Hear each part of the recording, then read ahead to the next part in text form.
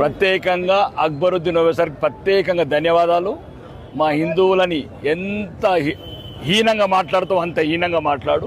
నువ్వు ఇప్పుడు కొత్తగా కాదు మాట్లాడేది, ఈరోజు కూడా చెప్తున్నావు. ఆడు రెడ్ అయినా కాపైనా వెలుమైనా రావైనా మీ కాళ్ళ దగ్గరికి రావాల్సిందంటే సిగ్గు శరము లేని జాతి మాది. కులాల మధ్యన విడిపోయినాం. ఒకడు రెడ్ అని, ఒకడు రావని, ఒకడు కమ్మని, ఒకడు ఎలుమని. ఇదే నీకు చులకనైంది అక్బరుద్దీన్. మేము హిందువులుగా మారుతున్నాం. ఛత్రపతి శివాజీ స్ఫూర్తితోని మేము హిందువులుగానే ఉంటాము.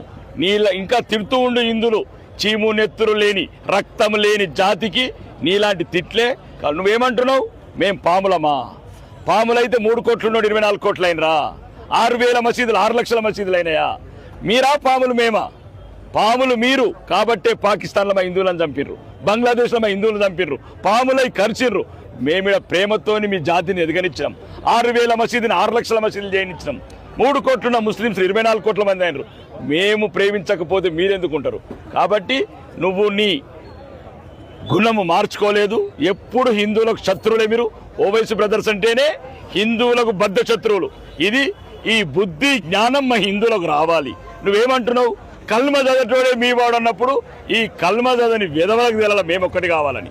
కల్మ చదివినోడే నీ వాడైతే 120 కోట్ల హిందువులం కల్మ చదువుతలేం కదా, మేమందరం ఒకటవుతాం.